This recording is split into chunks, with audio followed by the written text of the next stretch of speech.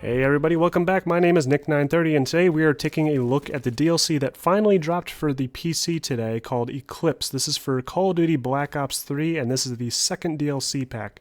Now if you had the season pass, then this is obviously, well, not technically free, but you don't have to pay extra for it. If you do not have season pass, this should cost you only $15.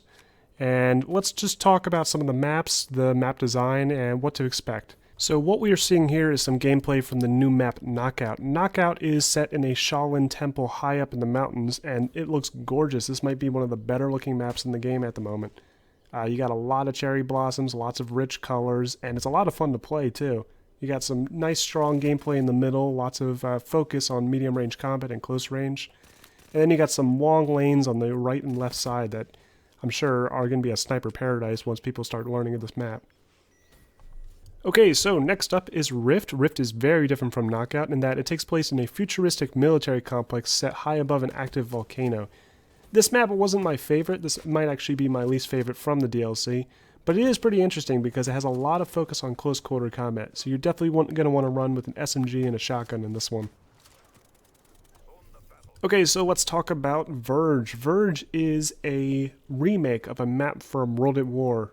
If you don't remember it, it's likely because you never actually played it. It was actually one of the final DLCs for the game, and the map was called Bonsai. This was not really a fan favorite from what I remember, because I barely even got a chance to play this one, and I loved playing World at War. So, very interesting choice by them to choose this one, but it does contrast pretty well with the other maps in the DLC, so it does have that going for it. There's a lot more vertical gameplay in this one, and a lot longer sight lines for a lot of sniper gameplay. So this one does fit in well with the pack, but not sure it was the best choice in terms of remaking a classic.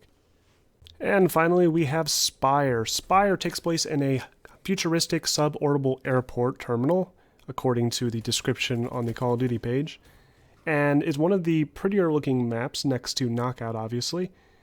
This map has a mix of everything, really. It's got some long sight lines with windows in the center of the map. It's got some nice wall running opportunities on the side of the map.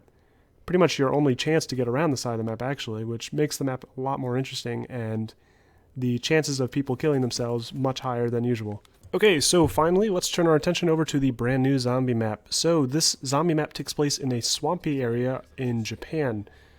There's a lot of narrow corridors with lots of different intertwining paths. Meaning you're going to get flanked by zombies all the time. You got to keep moving all the time in this map. So from what I played so far, it doesn't look like there's any area you can hunker down and really try to survive like old classic zombie maps. So expect much more run and gun, and as always, lots of new enemy types like a giant plant monster, and it looks like they replaced the wolves with spiders now. So if you're arachnophobic, do not play this map. In addition to those new enemy types I mentioned, they also have some new features in the actual gameplay. For the first time in the series, you can actually fight zombies while you're swimming underwater, so that's pretty interesting. Zombies don't seem to swim at all, though. They kind of just stand in the water. That's a little disappointing. There's also supposedly a zip line, but I never got a chance to actually try it out. You need to find the power to activate it first, so I'm interested to see what that will be like. So, is the DLC worth it? That's the big question, right? Well, as with every Call of Duty DLC, the answer is almost always no. It is not worth it. You're getting only 4 multiplayer maps on PC that you will rarely play with other players, and then you get one zombie map that's not even as much fun as the old zombie maps.